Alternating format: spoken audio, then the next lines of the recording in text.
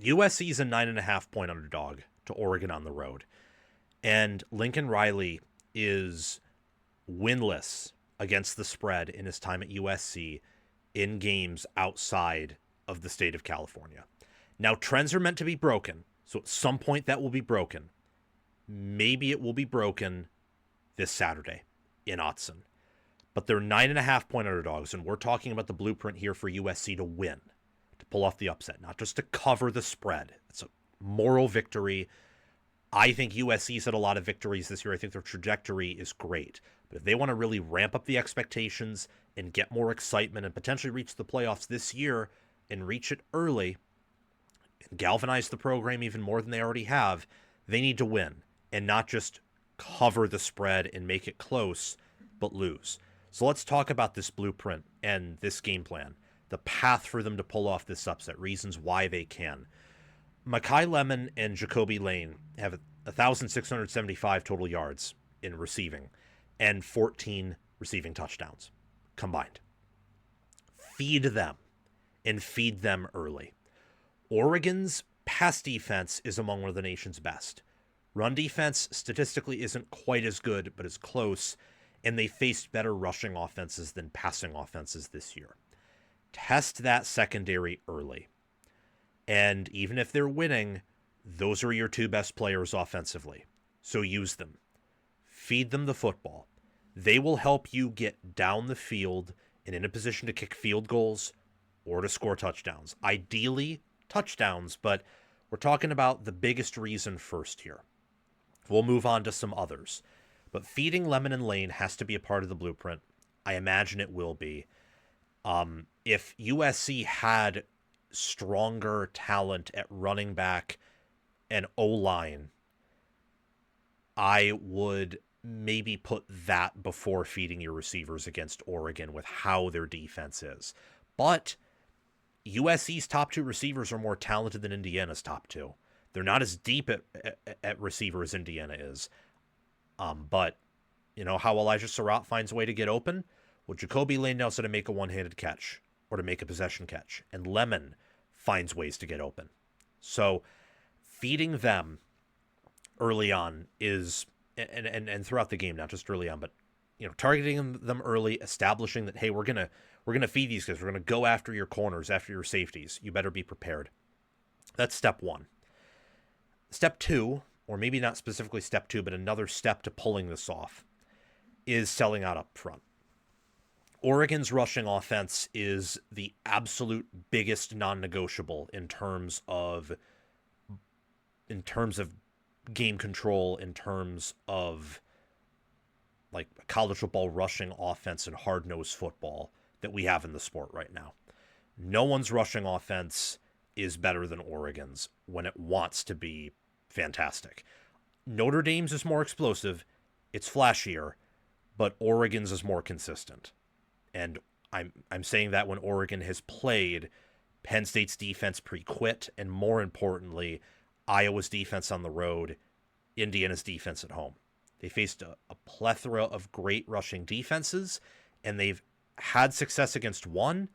They had success against just at the time, probably average to good rushing defense from Penn State. Didn't have a ton of success against an elite rushing defense in Indiana. A lot of that, though, had to do with D'Anton Moore constantly being off schedule.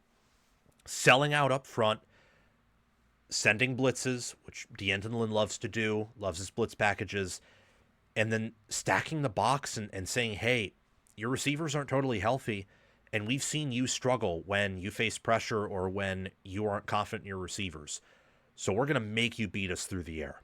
Because if Oregon can get that 5, 6, 7 yards per carry, and they could even get more, given how that Notre Dame game went for USC, given how the Illinois game went for USC, then Oregon will just win.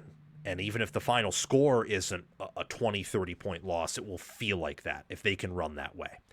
This channel will make you a college football expert and help you enjoy watching games and make more accurate predictions. So what are you waiting for? Like, subscribe, ring the notification bell, comment your thoughts, and watch the video all the way through so that you can get the full package. And check the description and pinned comment for more ways to help yourself and this channel.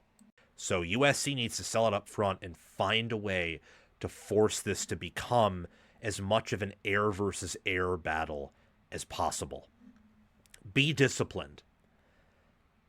They struggled with that early on against Iowa, and then they regained their water and confidence, particularly at the line of scrimmage in the second half. USC against Northwestern, similar thing on defense early on, and then they got their act together. Similar against Nebraska. Even similar against Notre Dame, to a certain degree. It was USC's offense in that second half later in the game that really sold. Same with the special teams unit, not the defense particularly. And Michigan, they pulled away. This is a team that's better in the second half than in the first half. But with Oregon, who also is a team, as we saw in that third quarter against Penn State, and as we've seen from dominance metrics throughout the whole year, they are a team that if they get up on you big early, they're never looking back. They just aren't. If you're USC, you need to be disciplined. You need to keep this thing within 2 scores throughout the whole game and early on. If they are able to get to 2 scores, that might be too much. If they're able to get to more than that, it's game over. It's totally game over. So tackle well, be disciplined. Do not have a busted coverage. The last thing USC needs is to not trust their safeties, to not trust their DBs, and then you have to change things up and try to prevent the big play, and now Oregon can run for 4, 5, 6, 7 guaranteed yards per pop and ball control you to death. Another aspect of this blueprint is trying to run early. So feed Lemon and Lane early, late, throughout the whole game, yes. Oregon's rushing defense is scary. I think the odds are that they're going to do a pretty good job against this USC rushing offense, since it struggled on the road in just about every performance. But that's also their identity, the rushing offense. That's what Lincoln Riley's offense is all about, establishing the run and playing off of that. So try to run early. Don't abandon your identity because on paper, playing to your identity and not going outside of that will suck. Try it early on, make adaptations as needed. And an adaptation you can make is this game should be your Super Bowl. You are at 2 losses. You're at 8-2. You've made it this late in the year. And despite being as thin as you are, and USC's very thin, you're not all that banged up. And when you have gotten banged up, and you're very banged up at running back, you've been able to replicate what the starters were able to do. It's actually quite impressive. So Maiava, he's your quarterback. He's healthy. You have not ran him all that much. Run him into the dirt. Do it. Because this game is, once again, it's another opportunity for Lincoln Riley to win a big game at USC. Winning here, even if it means your quarterback ain't 100% and he has to take an ice bath, and maybe consequentially you, in theory, aren't as good to go in the playoffs or as good to go against UCLA, is totally worth it. Everyone, I imagine even recruits, and I know USC fans, and I know college football fans are just, they're not going to totally be sold on Riley unless that big game falls in his lap. And he wins it. By fall in his lap, I mean he makes it fall in his lap. Sell out and stop the run, but make sure you can make your rushing attack as diverse as possible so that you can have balance. That is the blueprint for USC to upset Oregon. And at minimum, because I picked Oregon to win, I think if Oregon plays to their ceiling, almost no matter what, they're going to beat USC given the circumstances. But at minimum, doing all these things and USC's receivers playing well, their quarterback playing well, the special teams making their kicks, and USC playing with poise, with discipline. I don't know if they overlooked Iowa. Don't think they did, but maybe they did because that first half was pretty weird. Doing these things will make this game competitive, and it will give USC a chance to pull off what would be a stunning upset and the biggest win, I think, of Lincoln Riley's entire coaching career, not just his career at USC.